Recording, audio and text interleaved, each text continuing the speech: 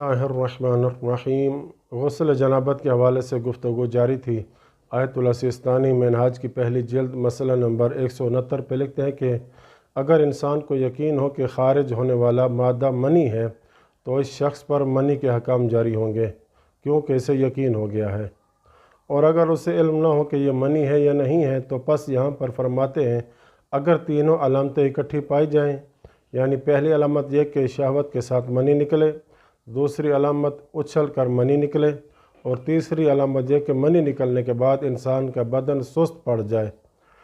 یہ تینوں اگر اکٹھی پائی جائیں تو یہ منی کی علامت اور نشانی بنے گی،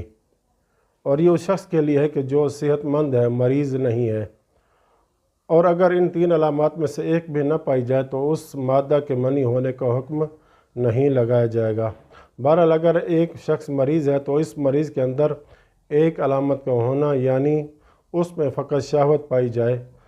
تو کافی ہے، لیکن منی اچھل کر نہیں نکلتی اور نہ ہی اس کا جسم سست پڑ رہا ہے، اس کے باوجود بھی کہا جائے گا کہ اس کا مادہ منی ہے۔ اب سوال یہ ہے کہ اگر مکلف اپنے لباس پر منی کو دیکھے اور اسے یقین ہو کہ یہ خود اسی کی اپنی منی ہے اور اس کے لیے غسل نہیں کیا تو کیا حکم ہے؟ جواب میں کتاب فقہ اہل بیت علیہم السلام میں آیت اللہ سیستانی فرماتے ہیں صفحہ نمبر 179 پہ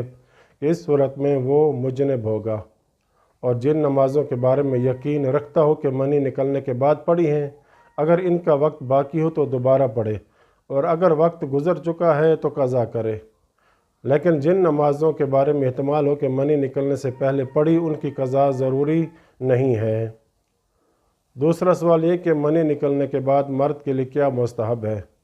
جواب میں آیت اللہ سیستانی کتاب فقہ اہل بیت علیہم السلام میں لکھتے ہیں کہ منی نکلنے کے بعد مرد کے لیے پیشاب کرنا مستحب ہے، اور یہ عمل منی کا استبراء کہلاتا ہے، اور اگر پیشاب نہ کرے اور غسل کے بعد کوئی رطوبت اس کے مقام پیشاب سے نکلے جس کے بارے میں علم نہ ہو کہ منی ہے یا کوئی اور رطوبت، تو اس پر منی ہی کا حکم جاری ہوگا اور وہ مجنب ٹھہرے گا، لہٰذا غسل جنابت کرے گا۔ وصلی اللہ علی محمد و اہل بیتہ الطاہرین۔